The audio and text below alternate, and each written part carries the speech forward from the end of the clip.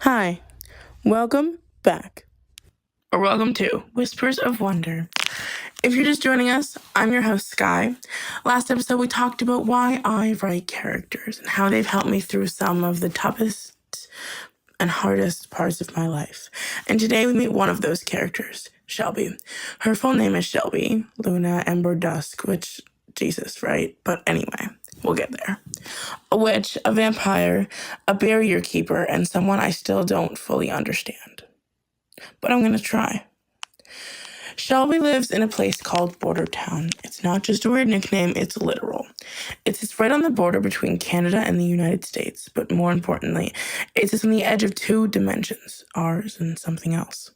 A realm filled with magical creatures, monsters, people who don't look human and shouldn't have to.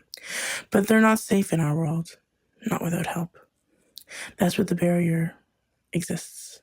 The barrier cloaks Border Town, keeps it hidden from the outside world, and when magical beings or non-human creatures leave, the barrier makes them look human for their safety. Without it, they'd be exposed and killed immediately. Or worse. Shelby was born here. Shelby didn't stumble into magic. She is magic. Her entire bloodline is made of witches. Generations of women trained to protect the barrier. That's what witches here do. They don't fly around on brooms. They don't throw fireballs for fun. They protect. They weave the border. They keep everyone alive. Shelby was meant for this life and has been doing it for, forever. But her story changed when she was 19. There was a boy. He was her friend. Or so she thought he was. He was into her. She wasn't into him. Like that, they argued. He was her friend. Or she thought he was.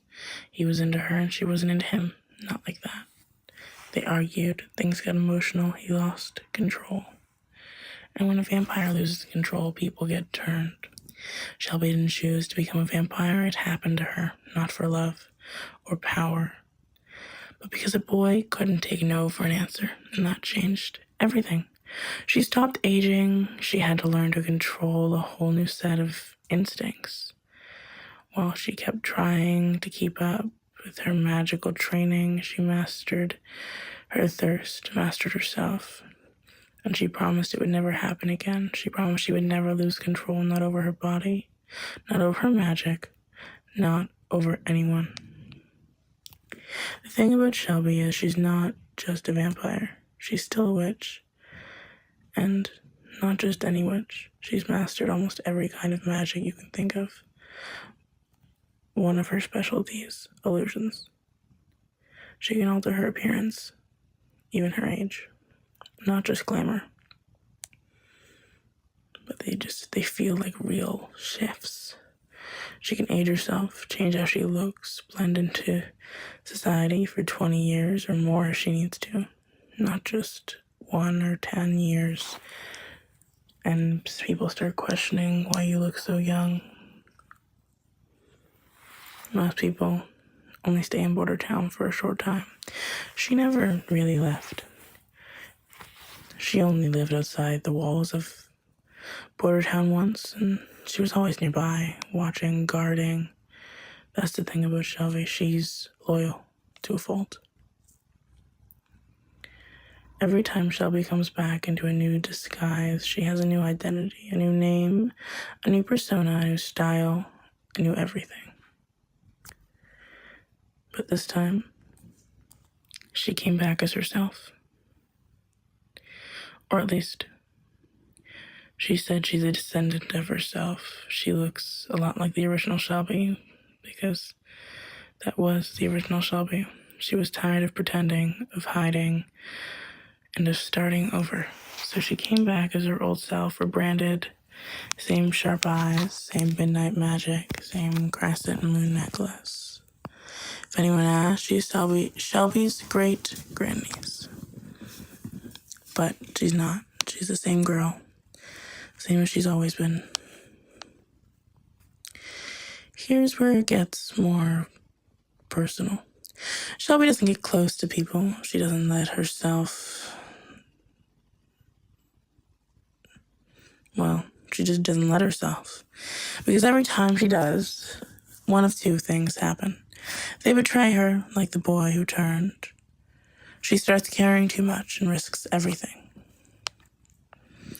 If she gets too emotionally involved, she worries she won't be able to protect the barrier, that her magic will destabilize, and she'll start prioritizing people over duty, that she'll lose control.